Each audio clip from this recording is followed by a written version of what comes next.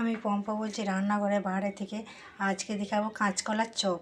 সেইখানে আমি এখানে কাঁচা লঙ্কা কাঁচা পেঁয়াজ দিয়ে আমি মেখে রেখে দিয়েছি। কাঁচকলাটা প্রেসারে একটা সেদ্ধ করে নিয়েছিলাম, দুটো কাঁচকলা আমি দিয়ে এখানে মেখে রেখে দিয়েছি, ওইটা আমি দেখাতে পারি না।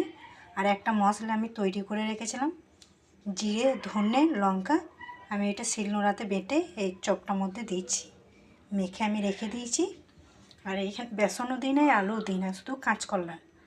আর এখানে আমি সাদা তেল বসিয়ে দিয়েছি, একটা চাটুর মধ্যে কম তেলের মধ্যে আমি ভাজবো আলুর চপটা। এবার এদিকে মোটামুটি আমি তেলটা বসিয়ে রেখেছিলাম, গরম করে নিয়েছি। এই যে আলুর চপগুলো বানিয়ে নিয়েছি, কাঁচকলার চপ আমি বানিয়ে নিয়েছি এই যে। আর উপরে আমি তিল, মানে সবাই তো জানো, সে তিল আমি অল্প অল্প করে দিয়েছি, টেস্টটা ভালো আসবে খেতে। এইভাবে একবার বাড়িতে বানাবে, আমি কিন্তু খুব কম তেলের মধ্যে করছি এটা।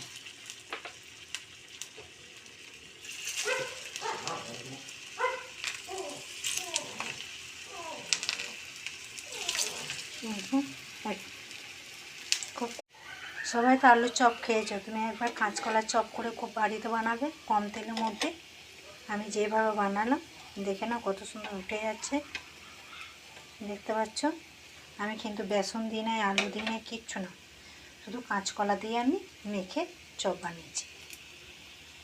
পেঁয়াজ কুচি লঙ্কা কুচি একটা মশলা আমি তৈরি করে রেখেছিলাম। দেখে নাও কাঁচকলার চপ কত সুন্দর হয়েছে, কিন্তু আমি খুব কম তেলের মধ্যেই করেছি। আমি এবারে গ্যাসটা কমিয়ে করেছি, কেন পুড়ে যাবে তো, ওই জন্য কম তেলের মধ্যে কম গ্যাসটা করে আমি করেছি। দেখে নাও কত সুন্দর হয়েছে কাঁচকলার চপ।